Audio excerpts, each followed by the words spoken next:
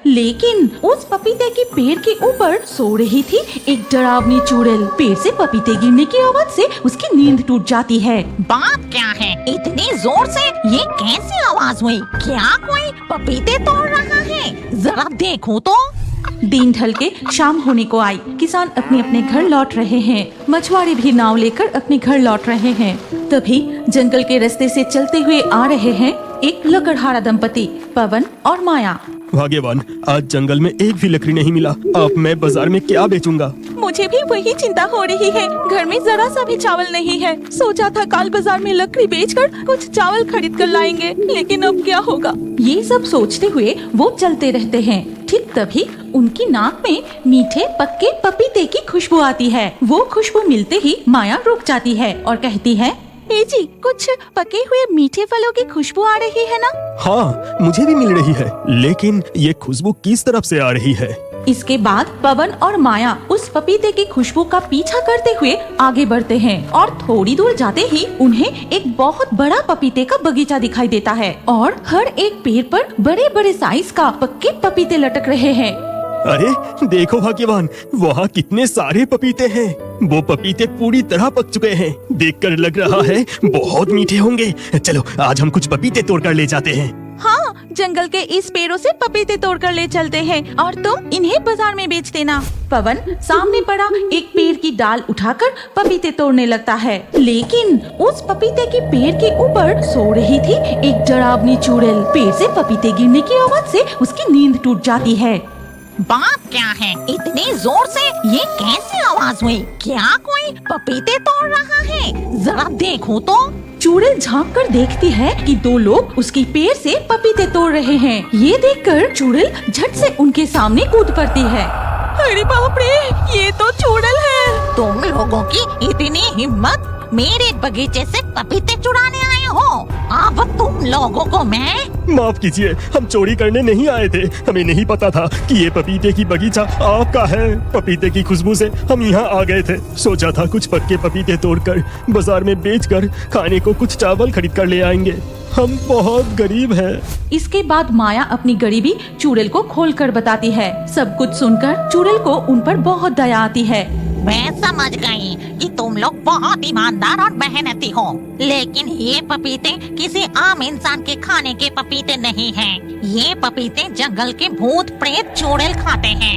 मैं तुम्हें ये पपीते नहीं दे सकती, लेकिन हाँ, मैं तुम्हें कुछ जादुई पपीते की बीज देती हूँ। इन्हें अपने घर के पास बो देना, फिर देखना क्या होता है। वो दोनों चुड़ैल के हाथ से पपीते के बीज लेकर घर लौट आते हैं और उन्हें अपने घर के आंगन में बो देते हैं। उस रात वो सिर्फ पानी पीकर ही सो जाते हैं। फिर धीरे धीरे सुबह हो जाती है और सुबह नींद से जागते ही माया बाहर निकलकर देखती है। ए जी, सुनते हो? जल्दी बाहर आके देखो तो जरा।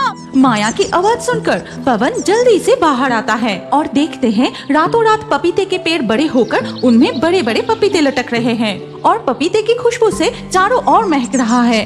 तुम देर मत करो, जल्दी से कुछ पपीते तोड़कर बाजार में बेच कर आओ। पवन जल्दी से बहुत सारे पपीते तोड़कर टोकरी में भरकर बाजार में बेचने जाता है। पपीते ले जाओ, पपीते, मीठे पक्के पपीते।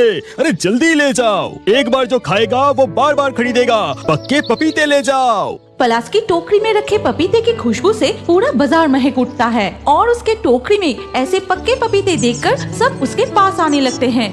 वाह, तेरे टोकरी में रखे पपीते तो बहुत बड़ा बड़ा है और पूरी तरह पक भी चुके हैं। लग रहा है बहुत मीठा होगा। इसका दाम बताओ जरा। एक पपीते की दाम मात्र 20 रुपए। अरे काका, मेरा पपीता बहुत अच्छा होगा, लेकर तो जाओ। देखना, पपीते खाने के बाद कल फिर मेरी दुकान पर खरीदने आओगे। इस तरह एक एक करके पवन के सारे पपीते बिक जाते हैं। फिर वो चाल, दाल, अनाज खरीद कर घर लौट आता है। भाग्यवान, देखो मैं कितने सारे सामान लाया हूँ। आज तरह तरह की खाना बनाओ। बहुत दिनों से स्वादिष्ट खाना नहीं खाया। हाँ, आज तरह तरह के पकवान बनाऊंगी। चलो अब अंदर चलो। इसके बाद वो दोनों अंदर चले जाते हैं। अगले दिन सुबह पवन फिर से टोकरी भर के पपीते लेकर बाजार जाता है। ले जाओ, मीठे पक्के पपीते ले जाओ, पपीते ले जाओ। पवन भैया, कल तुम्हारी दुकान से 2 पपीते लेकर गए थे। बहुत स्वादिष्ट और बहुत मीठी थी। आज मुझे और 2 पपीते दे दो। ठीक है, ये लो। आज भी पवन के सारे पपीते बिक जाते हैं और इस तरह धीरे धीरे उनके घर की गरीबी दूर होने लगती है। और पवन के इस बदलाव को कई दिनों से देख रहा था उनका ही पड़ोसी शंभू। बात क्या है, रातों रात पवन की गरीबी दूर कैसे हो गई? उन्हें तो ठीक से खाना भी नहीं मिलता था और उनके घर के आसपास तो कभी पपीते के पेड़ नहीं देखा। जरा देखूं तो मामला क्या है। फिर शंभू जाकर छिपकर देखता है पवन के घर के आंगन में बहुत सारे पपीते के पेड़ लगे हैं और उन पर बड़े बड़े पक्के पपीते लटक रहे हैं। बाप रे बाप, कितने सारे पपीते के पेड़ और कितने सारे पपीते। नहीं, ये बात मेरी पत्नी को बताना पड़ेगा।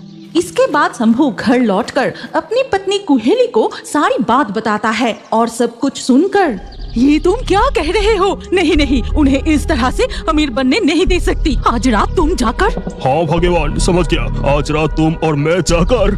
वो जैसा सोचा वैसा ही किया। गहरी रात होते ही शंभू और कुहेली जाकर पवन के आंगन के सारे पपीते के पेड़ काट देते हैं और अगले दिन सुबह होते ही, हाय हाय, ये क्या अनर्थ हो गया? हमारा ऐसा सर्वनाश किसने कर दिया? हे जी, जल्दी बाहर आकर देखो। ये क्या? देखकर लग रहा है किसी ने जानबूझकर हमारे सारे पपीते के पेड़ काट दिए हैं। हमारा ऐसा नुकसान किसने किया? सुनो ना, हम फिर से जंगल में चुड़ैल के पास चलते हैं। वो चुड़ैल बहुत दयालु है, वो जरूर मदद करेगी। फिर से माया और पवन जंगल में उसी चुड़ैल के पास जाते हैं और उसे सारी बात बताते हैं।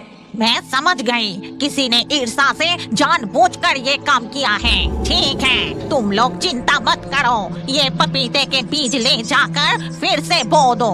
आज रात मैं खुद जाकर तुम्हारे पपीते के पेड़ों को पहरा दूंगी। पवन और माया उन पपीते के बीजों को फिर से उनके आंगन में बो देते हैं और चले जाते हैं और साथ ही साथ जादुई पपीते के पेड़ बड़े होकर पपीते से भर जाते हैं। फिर धीरे धीरे रात हो जाती है। उस रात भी फिर से कुहेली और शंभू पलाश के आंगन में आते हैं। अरे, ये मैं क्या देख रही हूँ? क्या ये लोग जादू जानते हैं? कल तो सारे पेड़ काटकर नष्ट कर दिए थे, रातों रात सारे पेड़ फिर से खड़े हो गए। चलो जाकर देखते हैं। इसके बाद वो दोनों फिर से पवन के पपीते के बाग में घुसते हैं, लेकिन उस रात बगीचे पहरा दे रही थी वो चुड़ैल। तो इसका मतलब तुम दोनों ही इन भले लोगों का इतना नुकसान किया था। ठहरो, अब मैं तुम्हें मजा चखाती हूँ। शंभू और कुहेली जैसे ही पपीते तोड़ने जाते हैं तभी चुड़ैल उन पर पपीते फेंकने लगती है। अरे, ये क्या? इस तरह से ये पपीते कहाँ से उड़कर आ रहे हैं? रुको, अभी ये सब देखने की समय नहीं है। पहले इन पेड़ों को काट कर गिराना पड़ेगा। फिर शंभू कुल्हाड़ी लेकर जैसे ही पपीते की पेड़ फिर से काटने जाता है, अचानक कुल्हाड़ी गायब हो जाता है और ठीक तभी चुड़ैल उनके सामने छलांग लगाकर आ जाती है। तुम लोगों की इतनी हिम्मत, जलन में आकर इनके पपीते के बगीचे को नष्ट करने आए हो। आज मैं तुम्हें अच्छे से सबक सिखाऊंगी। ये कहकर चुड़ैल उन दोनों को हवा में उठा लेती है, फिर जादू करके उनके सामने मच्छरों का एक झुंड ले आती है। अरे बाप रे, मच्छरों के काटने से मेरा हालत खराब हो गया। अरे बाप रे, कितनी जोर से मच्छर काट रही है। हमें माफ कर दीजिए, हम फिर कभी भी पड़ोसी के नुकसान नहीं करेंगे। हमें माफ कर दीजिए। जाओ, भागो यहाँ से, दोबारा कभी इस इलाके में दिखाई मत देना। ये कहकर चुड़ैल उन्हें नीचे उतर देती है और वो दोनों मच्छरों का डंक खाते हुए वहाँ से भाग जाते हैं। उनकी चीख सुनकर पवन और माया कमरे से बाहर आते हैं। सुनो, अब चिंता करने की कोई जरूरत नहीं। अब तुम्हारे पपीते के बाग को कोई नुकसान नहीं पहुँचाएगा।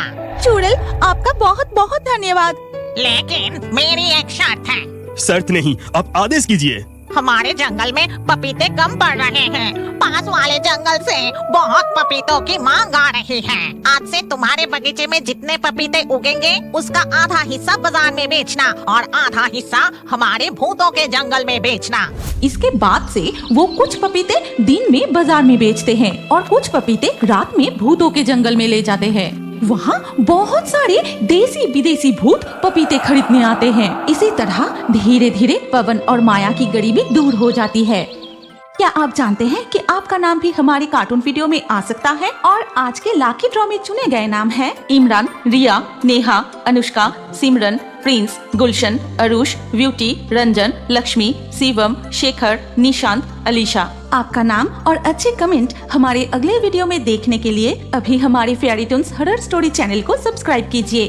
फिर आपका नाम कमेंट में लिखिए।